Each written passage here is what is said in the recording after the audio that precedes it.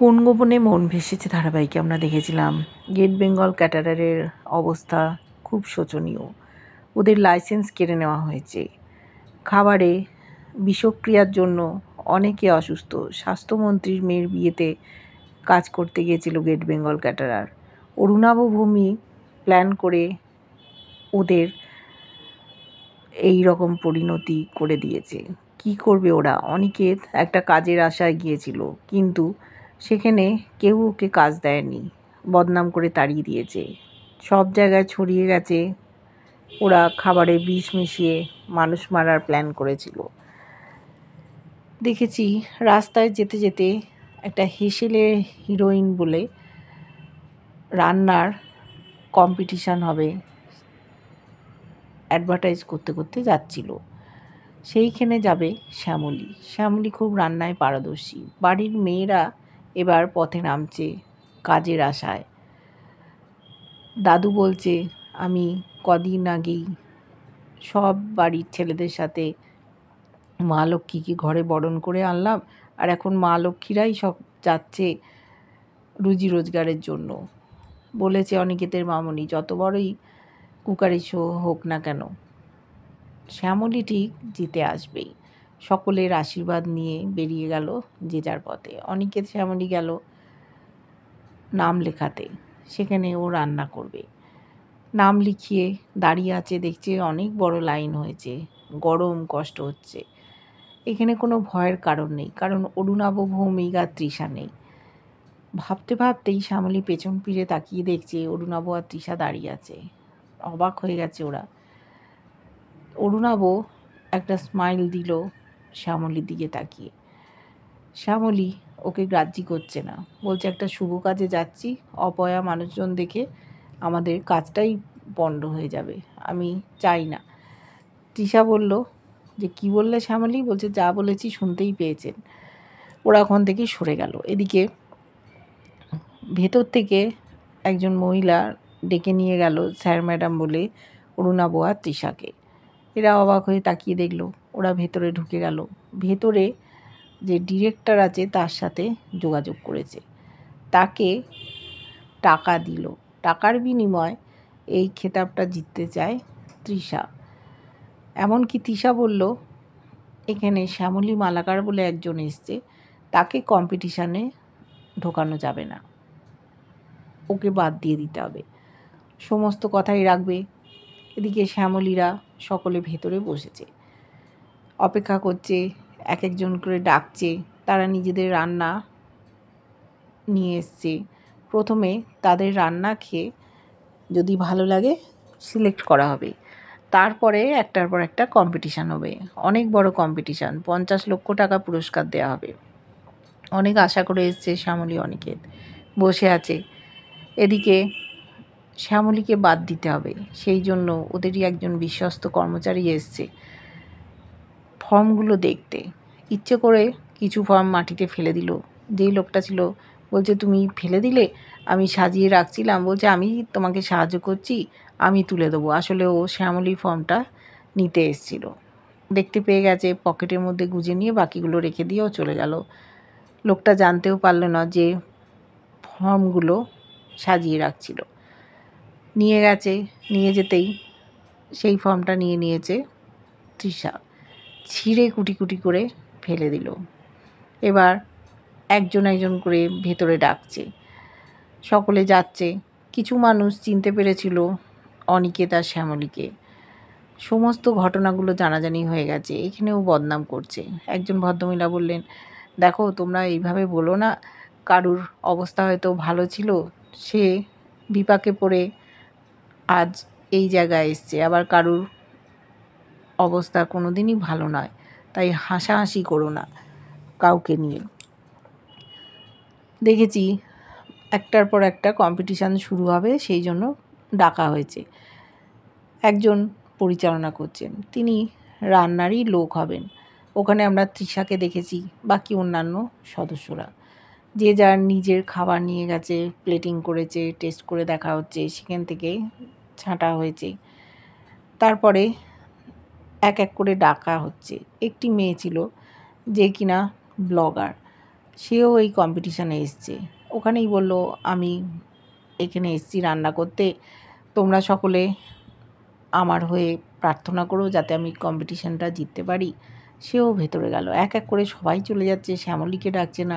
শ্যামলী বলছে, আমি তো আগেই ফর্ম ভরেছি, এখনও কেন ডাকা হলো না, চিন্তা করছে।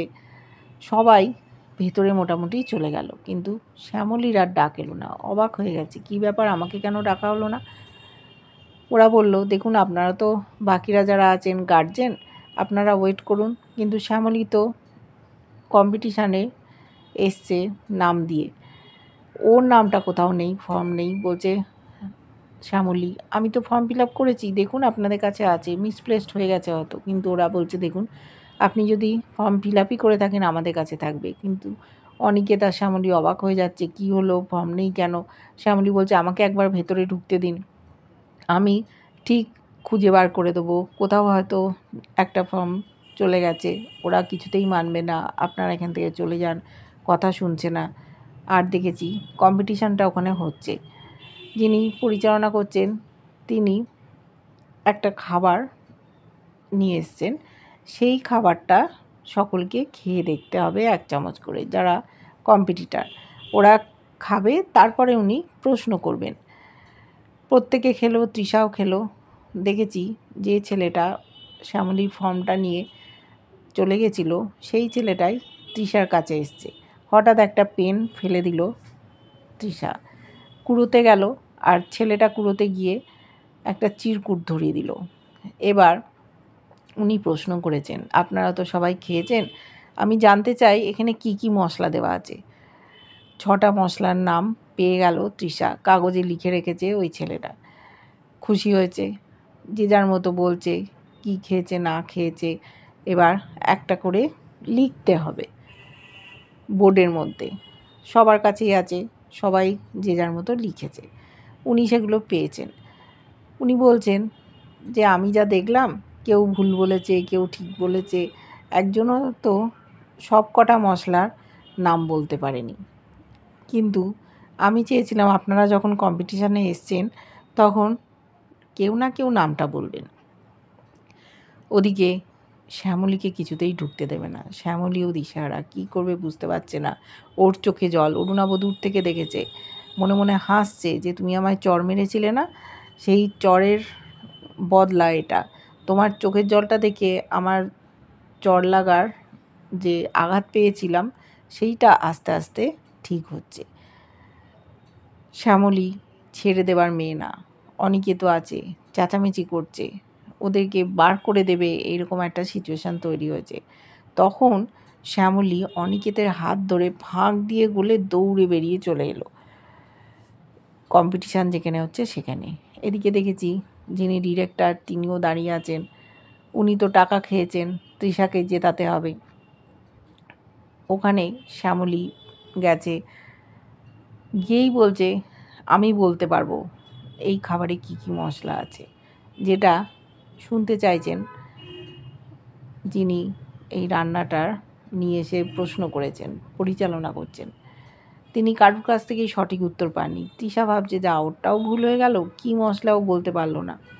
ও তো অত রান্না পারে না, কিন্তু এসছে টাকা দিয়ে জেতার জন্য। শ্যামলী অনিকেতের হাত ধরে আছে, কেউ ওখানে কিছু বলছে না। ও খাবারটার গন্ধ শুকছে, গন্ধ শুকে বলল, এখানে একটা মশলা দেওয়া আছে যেটা স্টার অ্যানিস ইংরেজিতে বলে, স্টার ফুল, সেইটাই দেওয়া আছে। যে ভদ্রলোক পরিচালনা করছিলেন তিনি তো অবাক হয়ে গেছেন। এবার তিনি শ্যামলীকে কি বলবেন, তাড়িয়ে দেবেন? ওর ফর্মটাই খুঁজে পাওয়া যাচ্ছে না। অবাক বিস্ময়ে সকলে ওর মুখের দিকে তাকিয়ে আছে।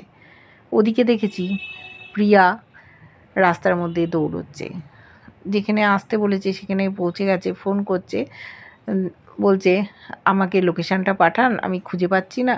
তখন একটি মেয়ে বলল, দেখুন আপনাকে তো আরেক জায়গায় যেতে বলা হয়েছে, ওখানেই আপনার চাকরিটা হয়ে গেছে। বললো, ও আমার চাকরি হয়ে গেছে, তা কোথায় যেতে হবে? একটা জায়গার নাম মেসেজ করে জানিয়ে দিয়েছে, কিন্তু 12টার মধ্যে পৌঁছতে হবে। 12:30 ওর ঘড়িতে তখন 11:30 বাজে।